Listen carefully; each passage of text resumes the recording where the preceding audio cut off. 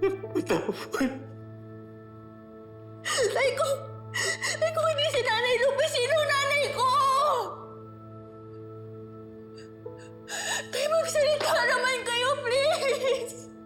Inamin niyo na rin yung totoo sa akin. Sabihin niyo na lahat. Labas-labasin niyo na!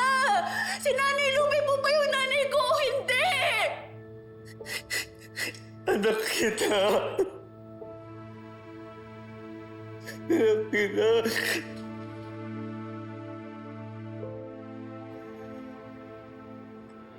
Unless... Bale yung nanay ko po yung ka-blood type ko. Posibleng A o B. O kahit na AB. Ang imposible lang naman dito kung ang nanay at tatay mo is parehong blood type O, imposibleng maging anak ka nila. Totoo po, Tay. Anak niyo po ba talaga ako? Inampun niyo lang ako. Anak kita. Pero hindi ako nanggaling sa inyo. Ano bang pagkakaiba nun? Lang sa puso.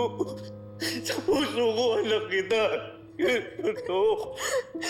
Tay, hindi ko naman kunegasyon yung pagmamahal niyo sa akin. Alam ko.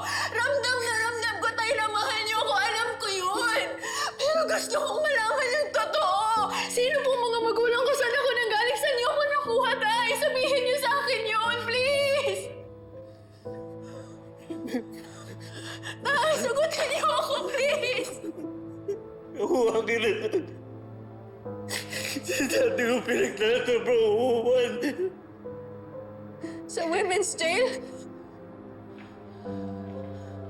Sa loob ka ng kulungan pinanganak, Princess. Doon ka namin nakuha.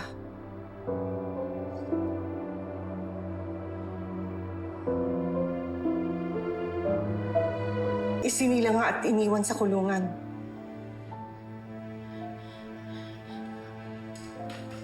Kilala niyo po ba yung nanay ko? Nakasama niyo po siya sa loob? Inmate rin ng nanay mo, Princess. Sino po yung nanay ko?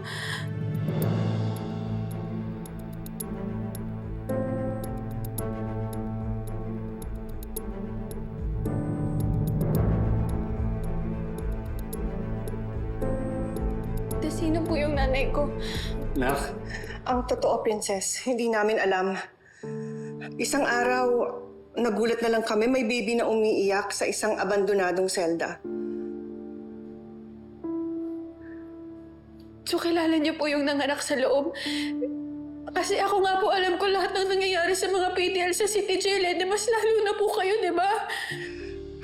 Princess, sa totoo lang, hindi namin alam na may nanganak doon sa loob. Hindi namin alam na may buntis doon sa loob. Kaya ang ginawa ko, nireport ka namin kay Sir Dado. Pinakuha ka namin para dalhin sa social welfare. Hindi ba, Sir Dado?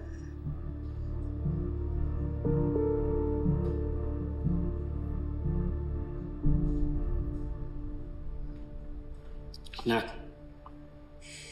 Nung una kita nakita, nung unang hinawakan mo yung kamay ko, di kita kayang isuko. Nag-iisa lang ako nun. Nangungulila ako sa pagkamatay ng Ate Veronica mo. Nag-iwan din sa akin ni Lupe.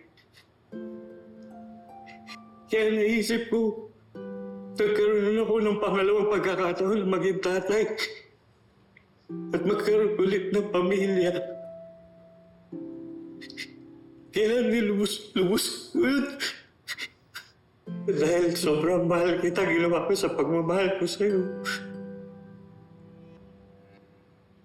Kaya sana nga patawarin mo ako. Sana maunawaan mo yun na hindi ko sabi sa'yo yung totoo.